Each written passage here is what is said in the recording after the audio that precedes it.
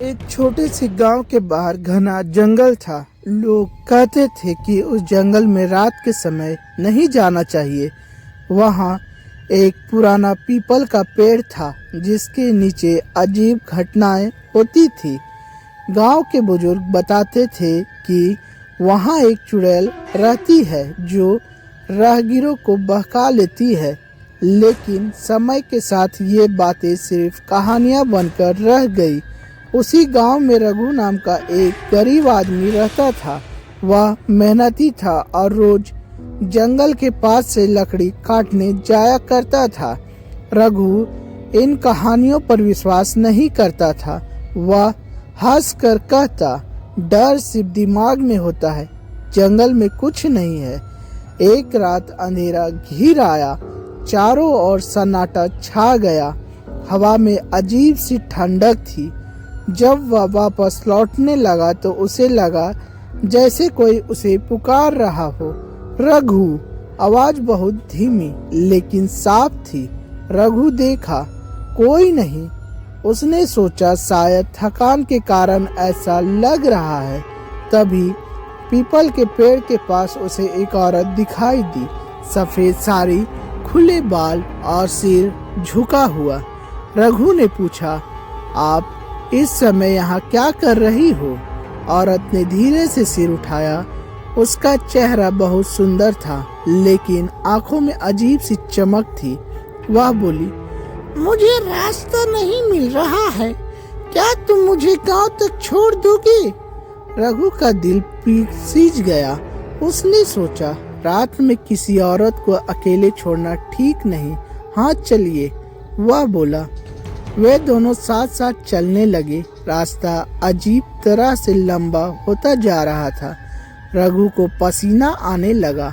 उसे लगा कि वह गांव की दिशा में नहीं बल्कि और गहरे जंगल में जा रहा है। उसने कहा, यह रास्ता तो गांव का नहीं है। औरत मुस्कुराई। वह मुस्कान रघु को चुभने लगी। तुम बहुत सवाल करते हो, उसने कहा। अचानक हवा तेज हो गई। पेड़ों की डालियां हिलने लगी। चांद बादल में छिप गया। रघु ने ध्यान दिया कि औरत के पैर जमीन को छू ही नहीं रहे थे। उसका शरीर ठंडा पड़ गया। उसे गांव वालों की बात याद आ गई। आप कौन है? रघु ने कांपती आवाज में पूछा। औरत जोर से हंसी। उसकी हंसी इंसान जैसी नहीं थी। उसका चेहरा पल भर में बदल गया। आंखें लाल, दांत नुकीले और बाल हवा में लहराने लगे। मैं वही हूँ जिसमें तुम सब से डरती हो, चुड़ैल, उसने कहा। रघु डर के मारे गिर पड़ा। वह रोते हुए बोला, मुझे छोड़ दो, मैंने तुम्हारा क्या बिगाड़ा है? चुड़ैल उसके पास आई।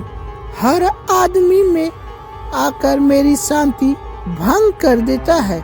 आज तुम मेरी भूख मिटाओगे। रघु को अचानक अपनी माँ की सीख याद आ गई। माँ ने कहा था, बुराई से बचना है तो मन को साफ और भगवान को याद रखना।